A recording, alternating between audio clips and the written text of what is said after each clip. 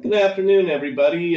This is Ed Bangle, and it's February 3rd, 2022. I received from Adobe this survey that was asking me to fill out, and I was very impressed with this section of the survey, which says for each row, please indicate which statement you agree more.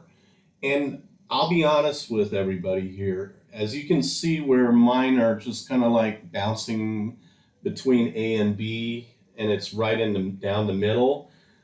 I would have really liked to have seen a fifth bullet point, which is neutral, which means neither one or the other, because really the brunt of a lot of the ones that are in the middle, those are the ones that I really can go one way or another. But we'll look at this real quickly and as we go through this so that everybody understands. This message here is personal touch with Ed, and the whole purpose behind this is it's for everybody to understand the way I approach Adobe's products and other software products, and my conversations with management teams and marketing directors, because really the bottom line behind it is they all encapsulate something together, and they do something that are very dynamic. And like, for instance, this piece here, I'm not using Adobe Premiere or anything because I'm using Camtasia, because Camtasia allows me to capture the data and the information that is on the screen. So this is where I'm saying other softwares outside of Adobe, very necessary for me to use to expedite and speed up certain processes, or there's just no other way than just using another third-party software. So first one says, what I create does not always have to be unique, versus it's critical that my creative work stand out from others. I always like to, when in a new project, if I have time, is to bounce into the competition to see what they do and how they do something, but I don't necessarily agree with everything that they do. However, if management team that I'm working with or the marketing director says, no, I want you to implement the same concept as they are, just so that we can show to everybody that we do the same thing. And that's fun. Or maybe they have another reason behind it. I don't know. But the main bottom line, as I'll say here right now, as well as throughout this presentation here for you, is that I work soft as clay with all management teams, marketing directors, stakeholders, and it's all.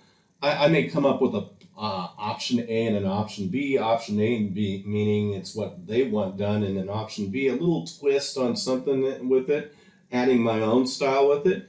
But I always leave the final decision up to the management team, because they're the ones that are the hiring stakeholders, because they're the ones that are paying for my paycheck. So bottom line is, it's not a matter of me controlling the project, but us all working together as a team. So number two, my creative content could use some help. I feel confident in the creative content I make. I lean more to the creative content I make, but I'm somewhat that way. I'm not consistent, because like I said, managers may end up saying they want to change something or drop something in there, change something graphically, and I'll follow suit and comply. I'm willing to spend the time necessary to learn more advanced features in creative apps. I spend just enough time with creative apps to figure out the easiest way to get the job done. Now this one I could steer towards B, but it's hard to say. Because really the bottom line is I focus on three elements in all my projects as quality, time, and value. But I normally, due to the safety for me, is I focus on what the business concept is mainly driven more, with one being less. In other words, you can have quality and value, but the time constraints may be longer. Or you can have value and time, but the quality is hindered. But one way or another, I really try to work with two of the three. And with that being said, in regards to this, I could go either way with that statement. So, it is what it is. I'm willing to spend time necessary to learn more. Well, that's the one I already went to. I'm usually among the first of my peers to try new social platforms. I join new social platforms after a significant number of my peers start using them. I lean more towards that because I start to see that there may be value with it.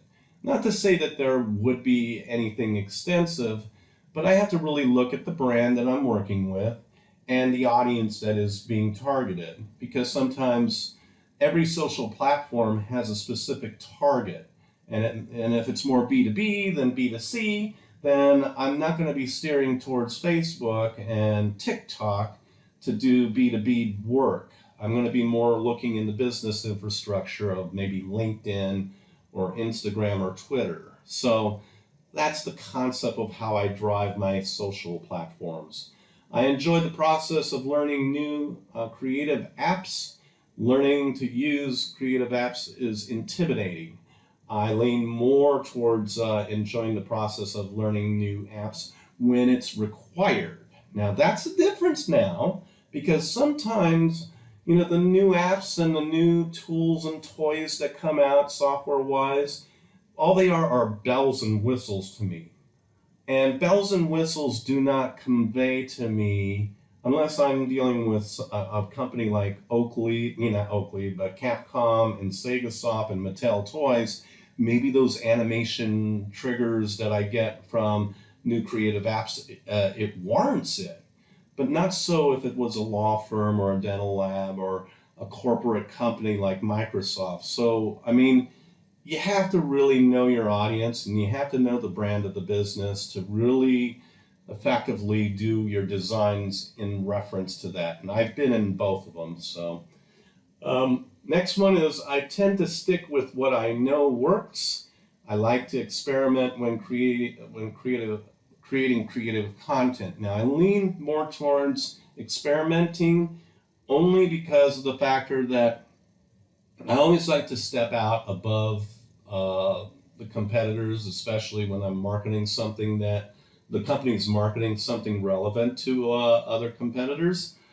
But also, the whole aspect of experimenting is to see that I can do something like in terms of multi-channel or cross-channel marketing, where, like, for instance, cross-channel marketing, there's a call to action which allows me to build a web form, maybe run it through Pardot and Salesforce, and be able to implement those functions that are valuable to the company, so that the company knows, how much money, was involved in it, what was its success, is it worthwhile to do it again? There's so many different questions. How is it working over time? These are all things CRM tools work with, and I love to be working in that interface. Let's see here. I constantly strive to grow and develop my creative skills versus I'm satisfied with my current creative skills. I lean more towards developing my creative skills because as the market changes, I have to change with it. I was working in a company that was not developing those things. They said, well, I don't want to reinvent the wheel. I want you just to stay in the protocol that we're in. And I just basically built a standard operating procedure to the company.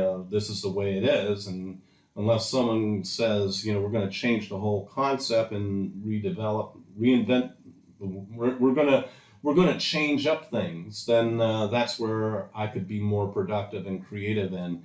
And I do love to work with new innovative things, provided projects or tools and software and third-party softwares and ideas. I do like to work with new ideas when the project requires it. A deadline time may not be so much adequate for doing that, but I'm such an organized person.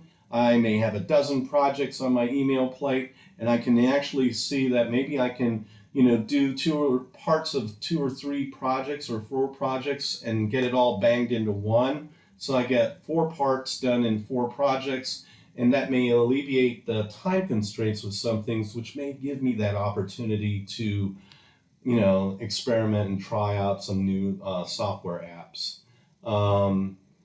So next one is I prefer to use single app that includes the features I need versus I prefer to use multiple apps to get something done. It's one or the other. I mean, I'm going to say that, this can be, somewhat A and somewhat B, because really the bottom line is, like, for instance, this right now, this presentation, I'm using Camtasia. I'm not using any Adobe products, and this is an Adobe survey. So you can see where I'm going. It does steer a little bit to the other side because I use third-party tools that speed up processes in getting some things done, and that's what I would really see more value, and I would steer more towards somewhat B on that question. Creating creative content energizes me versus creating creative content overwhelms me. I love challenges. If I'm given the opportunity to do something, I normally I get excited about the project, and it becomes more exciting, motivating. It becomes something that maybe I can't go to sleep at night, and I'm going to keep looking and dabbling with it to come up with the best possible element or procedure that. The development of the project to make it successful and create a beautiful case study. Last one is my creative content can be casual and informal versus my creative content needs to be polished and professional.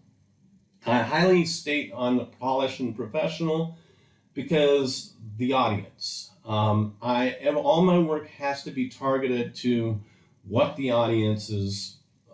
It drives them to want to be associated with the brand and connected to the brand and learn more about the information, which leads to a call to action. So the bottom line behind all of this here is, once again, it has to do a lot with the audience and who I'm trying to convey to in regards to every project I do. And it's also the communication of what the management teams and the stakeholders desire in terms of the project to be developed. And I'm the one that basically puts it all together. So that hopefully in the end, we make a case study one way or another. If it was a successful campaign or project, then it becomes something where, what can we do to make it more effective and improve? And then maybe combining multiple campaigns into one big giant success campaign. Other times it may be, we need to just, pull this off to the side and rethink about it and revisit it at another time. Either way, I mean, the bottom line is nothing is lost. Sometimes we take chances on things or risks, but in the end, it's no different than like being in the stock market. If it didn't work, well, we learn and figure out what did work out of it, and if it didn't work at all, then let's just abandon it, and it's just a basic learning curve because it sharpens our skill sets to build better campaigns, better projects. We know that we don't want to go down that road again. So it's always something that is on the back burner or the back of my mind, and I'm pretty sure it is on the back of management and just the success of the business to grow.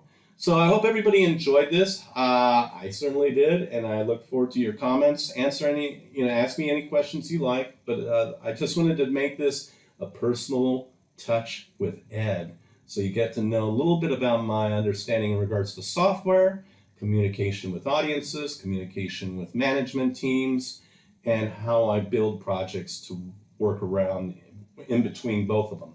Talk to you soon. Bye.